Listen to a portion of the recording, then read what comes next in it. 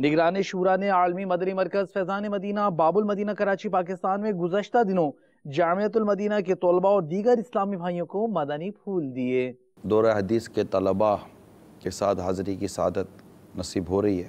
عن قریب آپ کے درس نظامی کا جو ایک مروجہ نصاب ہے پورا ہو جائے گا۔ یہ ہمارے بزرگوں کا انداز تھا کہ جہاں سے بھی علم دین کی کوئی بات ملتی اسے لے لیتے، حتیٰ کہ بچوں سے بھی نصیحتیں مطلب ایک اس طرح کے مدنی پھول قبول فرما لیا کرتے۔ نبی پاک صلی اللہ تعالیٰ علیہ وآلہ وسلم نے ایک مرتبہ ارشاد فرمایا، مجھ سے علم سیکھو، مجھ سے علم سیکھو۔ امیر المومنین سیدنا مولا علی کو فرماتے سنا گیا، کوئی ہے جو مجھ سے کچھ پوچھے، خود نفع اٹھائے اور دوسروں کو نفع پہنچائے۔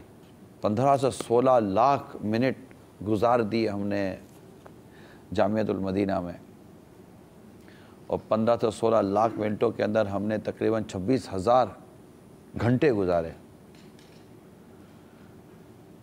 تو فی گھنٹے کے حساب سے بھی اگر ہم اپنا محاسبہ کریں اور ایک کاغذ قلم لے کر بیٹھیں کہ میں نے 26,000 گھنٹوں میں اور تقریباً 15 سے 16 لاکھ سیکنڈوں میں کیا حاصل کیا، یہ ایوریج نکالی ہے۔ اب آپ کا وہ وقت شروع ہو رہا ہے کہ اب آپ امت تک کیا ڈیلیور کرتے ہیں۔ تو امت تک ڈیلیور کرنے کے لیے ضروری ہے کہ امت کو حاجت کس چیز کی ہے اس وقت۔ اس قوم کو یہ نہیں پتہ کہ امام اعظم کب پیدا ہوئے، غوث پاک کب پیدا ہوئے، صحابہ کرام علیہم رضوان کی سیرتوں کے بارے میں نہیں جانتے، ان کے عادات اور اطوار اور طور طریقوں کے بارے میں اتنی آگہی امت کو نہیں ہے۔ جو لوگ کامیاب ہو گئے کیوں ہو گئے اور جو ناکام ہوئے وہ کیوں ہو گئے، یہ دیکھنے کی ضرورت ہے۔ ایک نارمل اصلاح کا فریضہ تو ایک عام مبلغ بھی انجام دے رہا ہوتا ہے، اور کئی ایسے مبلغین ہوتے ہیں جن کے گھروں میں بہت اچھا ماحول ہوتا ہے، اور ان کی ماشاءاللہ ان کے بچے بھی اور ان کے گھر میں بھی بہت پیارا ماحول ہوتا ہے، جو کہ ہر ایک کے گھر میں نہیں ہوتا۔